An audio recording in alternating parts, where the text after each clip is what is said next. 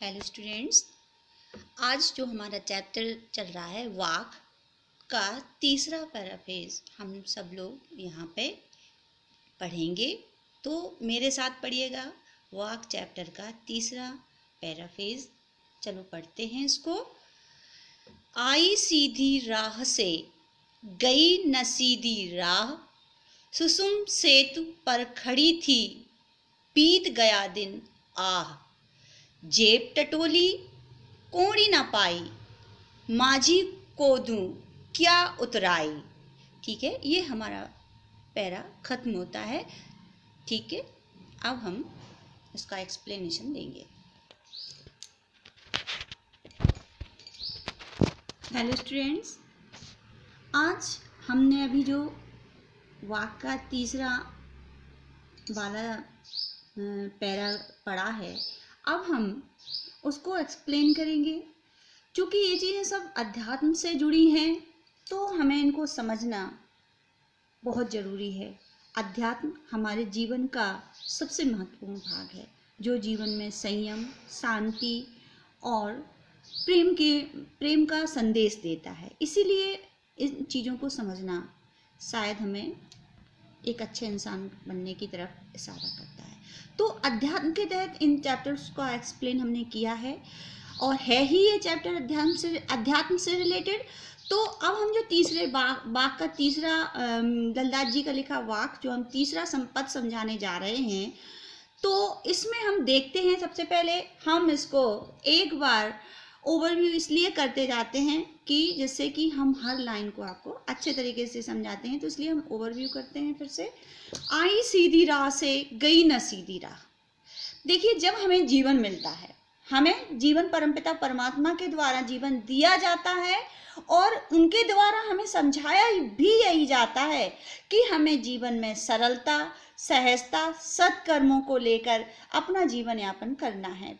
प्रेम हुआ, सत्कर्म हुए, सरलता हुई, सहजता हुई, इन्हीं को आडंबर रहित, इन्हीं को लल्ला जी ने ऐसा कैसा सीधी राह बोला, ईश्वर की सीधी राह बोला। लेकिन हम क्या करते हैं, आ तो जाते हैं सोच समझ के, परमपिता परमात्मा जो समझाता है उसे समझ लेते हैं, पर यहाँ आके हम क्या हो जाते हैं, भ्रमित हो जाते हैं। यानी कि हमारे जो लक्ष्य हैं, हम लक्ष्य से भ्रष्ट हो जाते हैं, कुछ दूसरे ही लक्ष्य अपना लेने लगते हैं।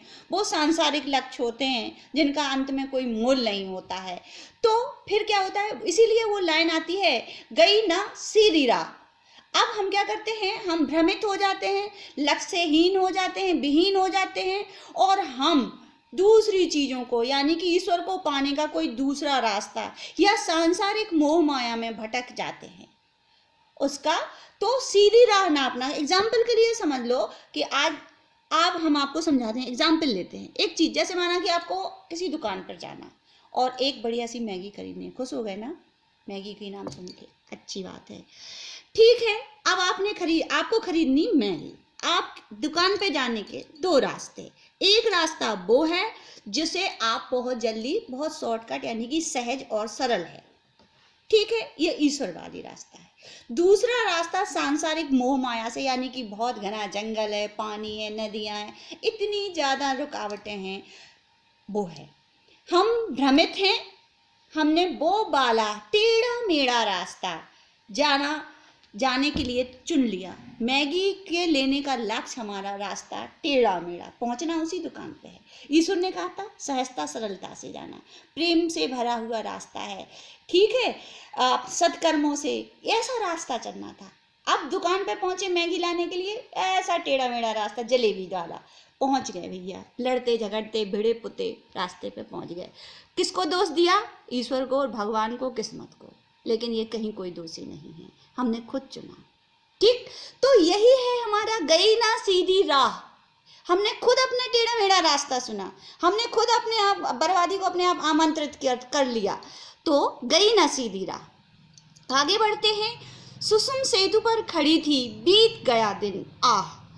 अब बात यहाँ पे उन्होंने क्या किया है कि हम लोग क्या करते हैं कि अपनी हमारी जो अंदर हमारी जो सुषुम्ना नाड़ियाँ होती हैं, जो कि हमारा ब्रह्मरंध्र के माध्यम से खुलती हैं, तो ये सब नाड़ी को हमने क्या कर लिया, जागृत कर लिया। यानी कि साधनाओं के द्वारा, अपने शरीर में साधनाओं के द्वारा परमपिता परमेश्वर को पाने की रास्ता अपना लिया। ठीक है, अब इससे क्या हुआ कि हमने ये तो कर लिया, पर इसका परिणाम कुछ नहीं मिला और जीवन बीत गया, कुछ नहीं मिला, और नतीजा जीवन की जो जितना भी जीवन हमें मिला था वो हमारा निकल चुका था। ये उसका परिणाम हुआ। हमने अपनी नाड़ियों को अपनी तन साधनाओं से माध्यम से ईश्वर को प्राप्ति के रास्ते ढूंढे, जिंदगी भर परेशान रहे। नतीजा ये निकला कि हम तो पहुंच ही नहीं पाए और जीवन व्यतीत हो गया, हमने तो प्राप्त कर ही नहीं पाया और जीवन हमारा निकल गया। आगे बढ़ते हैं। आगे बढ़ते हुए देखते हैं, जेब टटोली कौड़ी ना पाई, माझी को दूं क्या उतराई। आगे ललदास जी एक कल्पना शक्ति के माध्यम से हम लोगों को एक उदाहरण प्रस्तुत करती। उन्होंने अपनी कल्पना शक्ति के माध्यम से हमारे सामने एक उदाहरण रखा। उन्होंने कहा कि जीवन कैसा है, एक नाव है और जो सागर में है हमारी नाव, और इस भवसागर से नाव में हम बैठे हुए हैं और ईश्वर परमपिता परमात्मा उस नाव का नाविक है। ठीक है, और वो हमें इस पार से लेके उस पार हमें वो पहुंचा देगा। अब ठीक है, हम तो जाएंगे, हम जीवन जिएंगे तो परमपिता परमात्मा उस नाव को खेगा। अब हम जब उस पार पहुंचे हुए तो हमने देखा क्या हुआ हमारे साथ, बहुत कुछ गड़बड़ हो गई। हमने देखा कि परमपिता परमात्मा जो कि माझी के रूप में कवयित्री ने हमारे सामने खड़ा किया हुआ है, उसने वहां से उस नाव की उतरने की उतराई मांग ली। जैसे हम कभी जाते हैं और बस का किराया देते हैं तो जब नहीं होता है, कम होता है तो दाएं बाएं देखते हैं, दाएं बाएं ना देखें।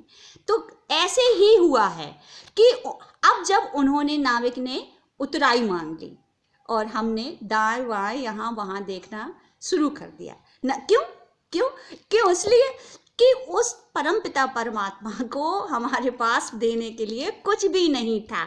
यानी कि जो ऊपर की लाइनें हमने आपको समझाई थी कि हमारे पास सहजता, सरलता, सत्कर्म, प्रेम, ये सारी चीज़ें ईश्वर ने हमें दी थी। और जब हमारा जीवन खत्म हुआ, हमारा टाइम ओवर हो गया, तो वो चीज़ें हमसे मांग ली जा रही थी, और जब मांगी जा रही थी तब हमारे पास वहाँ पे सिर्फ सिवाय ना के कुछ नहीं था। यानी कि अब हम उस तरीके से देखते हैं कि हमारा जीवन कैसा रहा। रिजल्ट यही आया कि हमारा जीवन निरर्थक रहा। जब हमारे पास कुछ नहीं है तो जीवन कैसा है, निरर्थक, कुछ नहीं था। तो फिर इसीलिए वो कहती हैं, जेब टटोली कौड़ी ना पाई। जिस तरीके से हम किसी भी व्यक्ति को या किसी भी चीज़ को खरीदने या किसी भी व्यक्ति से कुछ लेन देन करते हैं, तो जब देखते हैं कि अपनी पॉकेट में देखते हैं तो वहाँ कोई पैसा नहीं होता है। ऐसे ही जब माझी को देने के लिए हमारे पास सत्कर्मों का, हमारे प्रेम का, हमारी सहजता का और आडंबर रहित जीवन का जब वो इन चीज़ों की उतराई मांगता है तो हमारे पास ऐसा कुछ नहीं होता है। क्यों नहीं होता है?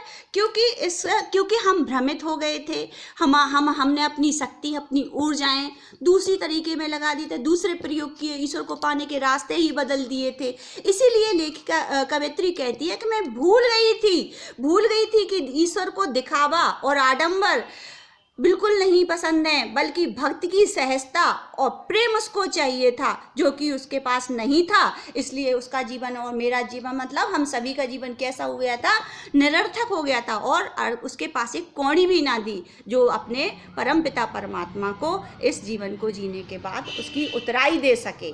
ठीक है, तो ये हमारा बाक का तीसरा वाला पद कंप्लीट, इसका एक्सप्लेनेशन पूरा कंप्लीट होता है। फिर से थोड़ा सा सुन लो, क्योंकि वो ये कहना चाहती है कि जीवन में, अब हम थोड़ा सा इसका महत्व समझ लो, वो क्या कहना चाहती है कि जीवन में हमें सहजता, सरलता, सत्कर्मों से भरा जीवन, प्रेम, आडंबर रहित, इन सब तरीके से जीवन जीना है। दुनिया की मोह माया में नहीं पड़ना है, सांसारिक मोह माया में नहीं पड़ना है। और क्यों नहीं पड़ना है? क्योंकि जब हम यहाँ से जाएंगे, हमारी ज़िंदगी का समय कम पूरा हो जाएगा, तो हम उस परमपिता परमात्मा से मिलेंगे, और उसके मिलने पर जब वो हमसे पूछेगा कि जीवन का मूल्य क्या रहा तुम्हारा, तो हम निरर्थक होंगे। इसलिए उन्होंने हमें ये संदेश दिया है कि अपने जीवन को निरर्थक ना बनाएं। ठीक है, तो यही था हमारे वाक्य नंबर 3 का एक्सप्लेनेशन, जो कि अब खत्म होता है। बाय बच्चों, मिलेंगे हम चौथे वाक्य के एक्सप्लेनेशन के साथ। तब तक take care, stay home, bye.